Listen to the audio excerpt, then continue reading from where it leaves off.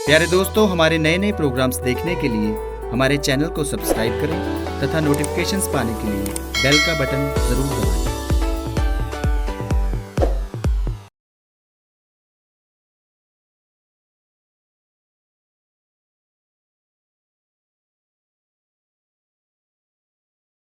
सबको जय यीशु की। फिर एक बार प्रार्थना भवन टीवी के माध्यम से प्रभु का जीवंत वचनों को सुनाने का संदर्भ मुझे प्राप्त हुआ है। मैं आप सबों का स्वागत करता हूं। इस टीवी के माध्यम से ईश्वर को वचन को हम सभी सुने, क्योंकि ईश्वर का वचन शक्तिशाली सामर्थ्यवान वचन है, हम सबों के जीवन में कार्य करता है।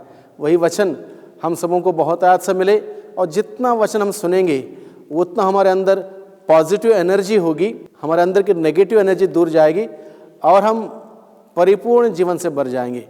तो आज के लिए वचन हमने लिया है लूकस के द्वारा रचित सुसमाचार अध्याय 23 पद संख्या 33 से आगे 33 और 34, ये दो वचन लेकर हम लोग प्रार्थना करेंगे और इसके अर्थ को समझने की चेष्टा करेंगे। यहाँ पर लिखा है, वे खोपड़ी की जगह नामक स्थान पर पहुंचे। वहां उन्होंने ईसा को और उन दो कुकर्मियों को भी क्रूस पर चढ़ाया, एक को उनके दाएं और एक को उनके बाएं। ईसा ने कहा, पिता इन्हें क्षमा कर, क्योंकि ये नहीं जानते कि क्या कर रहे हैं। तब उन्होंने उनके कपड़े के कई भाग किए और उनके लिए चिट्ठी निकाली। Hallelujah, hallelujah, hallelujah, hallelujah. ये सुंदर प्रसंग है यहाँ पर जो हमने सुना है। खोपड़ी के नामक जगह स्थान पर पहुंचे ईसा, और वहां उन्होंने ईसा को और उनके साथ दो कुकर्मियों को वो क्रूस पर चढ़ाया, एक को उनके दाएं एक को बाएं। अब सुंदर प्रार्थना प्रभु की ये देखिए, प्रभु यीशु मसीह को जब सूली पर चढ़ाया, कितना एक दर्दनाक वो परिस्थिति होगी, हम कल्पना कर सकते हैं, इमेजिन कर सकते हैं। जब यीशु मसीह ने जिन हाथों के सहारे लोगों को स्पर्श करते हुए आशीष दी, उन हाथों को खेलों से ठोंक दिए गए। जिन पैरों के सहारे खोए हुओं की खोज करते हुए निकले थे, उन पैरों को खेलों से ठोंक दिया गया। प्रभु यीशु ने अपने जीवन काल में 3 साल के प्रचार प्रसार में लोगों को यही बताया कि ईश्वर प्रेम है, और वो प्रेम उसने अपने पुत्र, एकलौते पुत्र यीशु को इस धरती पर भेजते हुए प्रमाणित किया, प्रेम का सबूत दिया। जो कोई उसमें विश्वास करे उनका सर्वनाश ना हो, बल्कि उनको अनंत जीवन मिले। और प्रभु यीशु के द्वारा जीवन लोगों को मिला, और ये संदेश, प्यार का संदेश, मुक्ति का संदेश, उद्धार का संदेश जो प्रभु यीशु ने प्रचार किया, और उस संदेश को प्रैक्टिकल जीवन में घर दिखाना एक संदर्भ था। अब तक उन्होंने कहा, एक दूसरे से प्यार करो, शत्रुओं से प्यार करो, जो तुम्हें सताते हैं, परेशान करते हैं, उनके लिए विनती करो, उन्हें क्षमा करो। ये सारी बातें बताई थी, ये थियरी थी। अब ये थियरी प्रैक्टिकल जीवन में करके दिखाने का संदर्भ उनके सामने था। अब परिस्थिति विपरीत है। अब धरती से वो ऊपर उठाए गए हैं, सूली पर उनको टांग दिया गया, कीलों से छेदित किया गया, खोड़ों से मारा गया, अपमानित किया गया, तिरस्कृत किया गया, उपहास किया गया, कांटों का मुकुट उनके सिर पर रखा, और भारी क्रूस को उठा के लंबी यात्रा, कलवार की यात्रा उन्होंने की। उनका रक्त बह चुका था, शरीर भर घाव थे, और ऐसी परिस्थिति में जब उनको सूली पर चढ़ा दिया गया, कितनी दर्द उनको वो झेल रहे थे होंगे उस वक्त, कितनी पीड़ा वो महसूस कर रहे थे होंगे, हम कल्पना ही कर सकते हैं, तब भी हम समझ नहीं पाएंगे। और ऐसी परिस्थिति में सभी लोग इस ताक में थे। अब प्रभु यीशु ने, जिसने हमेशा कहा शत्रुओं से प्यार करो, दुश्मनों से प्यार करो, जो सताते हैं उनको क्षमा करो, उनके लिए विनती करो, ये बात बताने वाले, अब उनके जीवन में ये सब बातें हुई। अब वो संदेश, जो गुड न्यूज़, जो सुसमाचार, क्या अब भी परिस्थिति तो बदल चुकी है, विपरीत हो चुकी है, क्या अब भी वही गुड न्यूज़ रहेगा उनके जीवन से? अब कितनी सुंदर बात देखिए, प्रभु यीशु ने कहा, अच्छा मनुष्य अपने दिल के अच्छे भंडार से अच्छी चीजें निकालता है, बुरा मनुष्य अपने दिल के बुरे भंडार से बुरी चीजें निकालता है। पेड़ अपने फल से पहचाना जाता है, प्रभु यीशु मसीह हर मौसम में अच्छा फल देने वाले अच्छे पेड़ के समान थे। वो अच्छे मनुष्य थे, अपने दिल के भंडार से जो कुछ है अच्छी चीज निकालते थे। अब वो स्वयं प्रेम थे, सबसे प्यार किया उन्होंने, किसी से नफरत नहीं की, किसी को दंड नहीं दिया, सजा नहीं दिया, सबको प्यार दिया। इसलिए प्रभु ने कहा, मैं इस धरती पर धर्मियों के लिए नहीं आया हूं बल्कि पापियों के लिए आया हूं। इसका मतलब ये नहीं कि धर्मियों का तिरस्कार किया, ऐसा नहीं है। प्रभु कहता है मैं सबके लिए आया हूं। विशेष रूप से जो लोग तिरस्कृत थे, बहिष्कृत थे, समाज से निकाल दिए गए थे, दोष लगा के हटा दिए गए थे, ऐसे लोगों के लिए जो गिर गए थे, उनको उठाने के लिए, उनके उत्थान के लिए, उनके उद्धार के लिए, उनकी मुक्ति के लिए प्रभु यीशु मसीह इस धरती पर आए। इसलिए प्रभु कहता है मैं पापियों को बुलाने के लिए आया हूं, पापियों को पश्चाताप के लिए बुलाने के लिए आया हूं।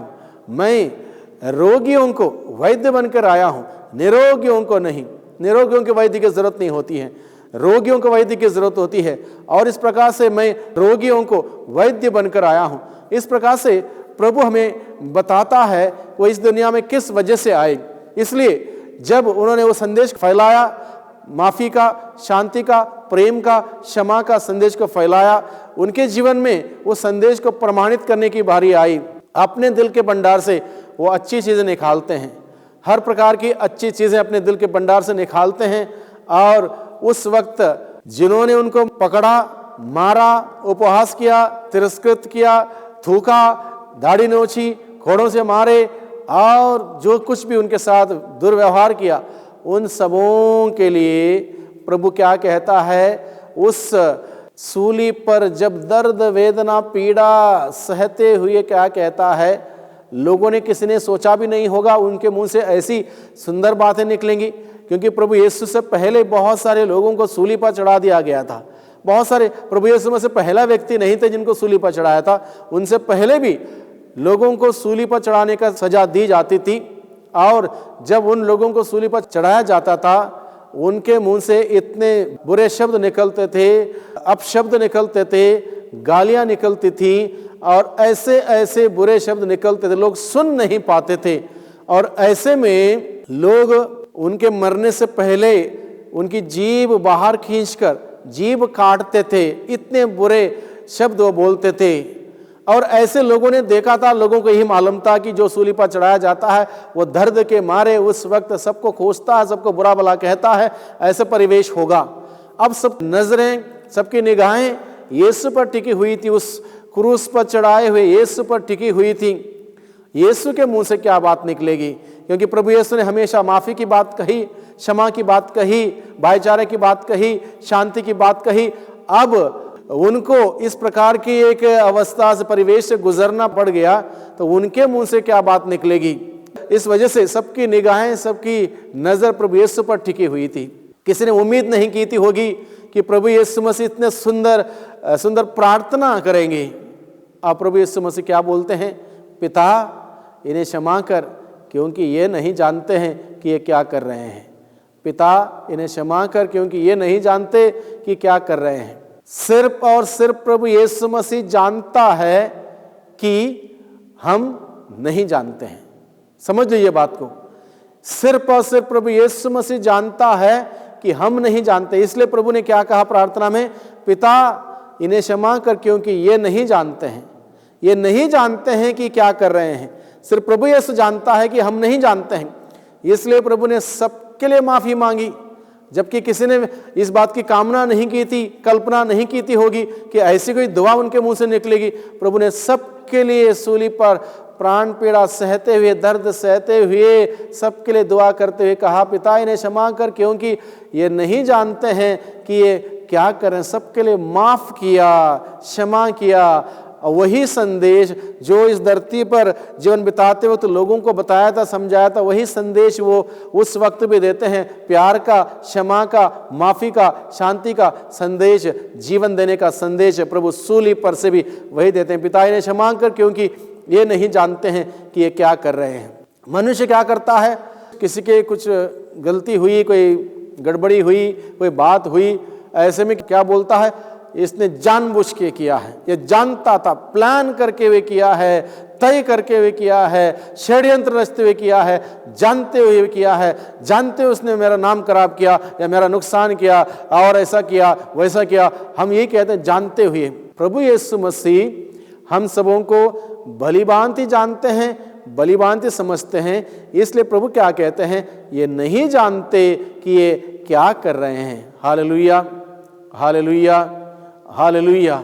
हकीकत में अगर देखा जाए सिर्फ और सिर्फ प्रभु यीशु मसीह में समझ सकता है, इसलिए वो कहता है ये नहीं जानते।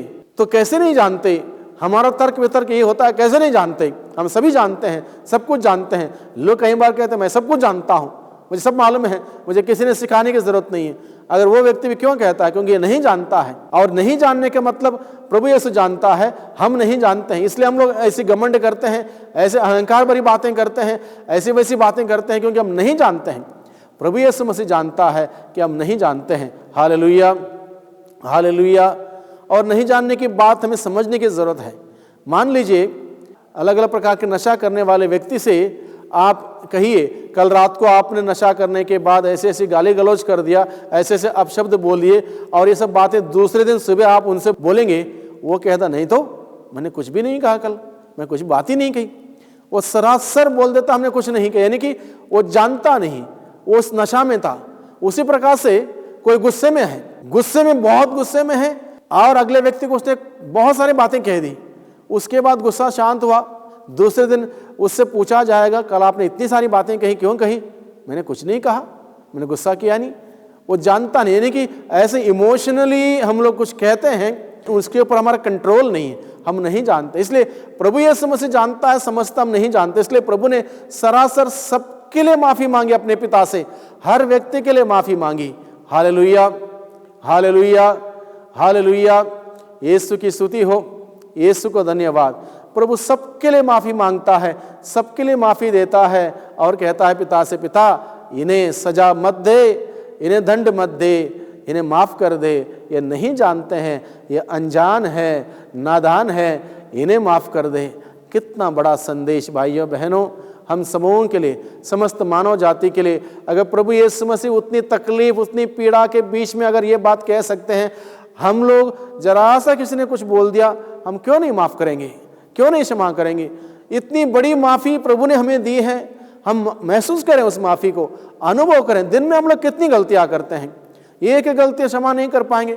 प्रभु यीशु मसीह निर्दयी सेवक के उदाहरण के द्वारा में बताता है, इसी तरह स्वर्गीय पिता भी तुम्हें क्षमा नहीं करेगा यदि तुम अपने अपराधियों को क्षमा नहीं करोगे।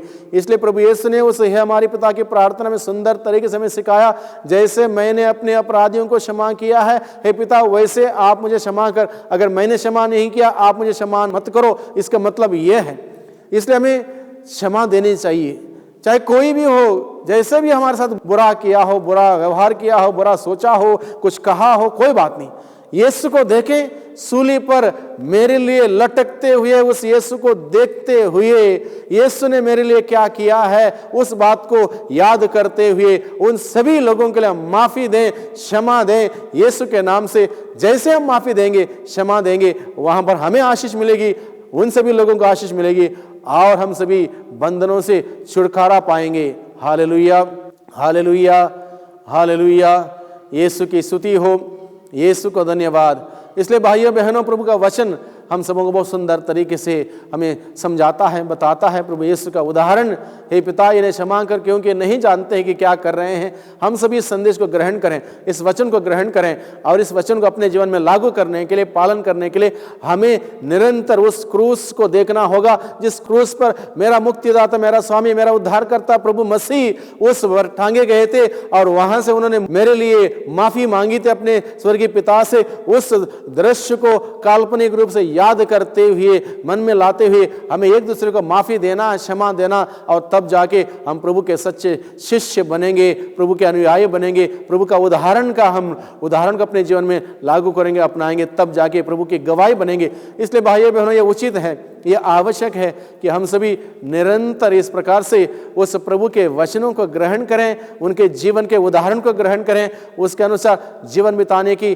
कोशिश करें। अगर इस प्रकार का जीवन हम बिताएंगे, प्रभु का संदेश निरंतर हम फैलाते रहेंगे, प्रभु का वचन हमारे जीवन में सार्थक होगा और हमारे जीवन के उदाहरण के द्वारा दूसरों को प्रभु का संदेश हम दे पाएंगे। Hallelujah, hallelujah, hallelujah. इसलिए आज के दिन में जब हम लोगों ने प्रभु के इस वचन पर मनन चिंतन किया, प्रभु ने सबके लिए माफी मांगी। अच्छा मनुष्य अपने दिल के भंडार से अच्छी चीजें निकालता है। प्रभु यीशु मसीह अच्छा मनुष्य अपने दिल का भंडार अच्छे रखा, अच्छी चीजों से भर कर रखी, उनके मन का भंडार अच्छा था। हम सभी हमारे दिल के भंडार अच्छा रखें, हर प्रकार के पवित्र चीजें रखें, मन के भंडार में अच्छी चीजें रखें, ताकि जो कुछ भी हमारे अंदर है वही बाहर आता। प्रभु यीशु ने कहा, जो मनुष्य के अंदर प्रवेश करता है वो मनुष्य को दूषित नहीं करता है, मनुष्य के मुंह से जो बात बाहर निकलती है वो उसको दूषित करती है। यानी कि मन के विचार ठीक नहीं है, दिल की भावना ठीक नहीं है, वो हमारे मुंह से बाहर निकल आएंगी और हमें दूषित करेंगी। इसलिए जरूरी है भाइयों बहनों, हम अपने दिल का भंडार साफ सुथरा रखें, मन का भंडार, विचार, मन की धारणाएं साफ सुथरा रखें, नजर सही रखें, नजरिया सही रखें, दृष्टि सही रखें, दृष्टिकोण सही रखें।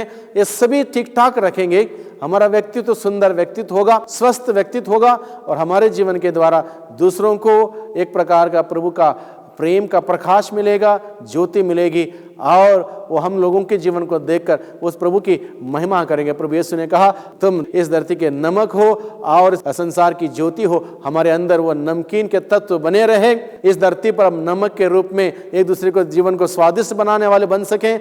हम संसार की ज्योति के रूप में जिसका जीवन अंधकार में है उनका प्रकाश देते रहें। यीशु का प्रेम का प्रकाश, दया का प्रकाश, शांति का प्रकाश, क्षमा का प्रकाश देते हुए यीशु के नाम के प्रचार प्रसार हम करें। इस प्रकार से प्रभु की निरंतर महिमा करें। आइए हम सभी इस वक्त प्रभु से प्रार्थना करें। हे प्यारे यीशु, हम आपको धन्यवाद देते हैं, आपने हम सबों को आज के दिन में सुंदर वचन हमें दिया है।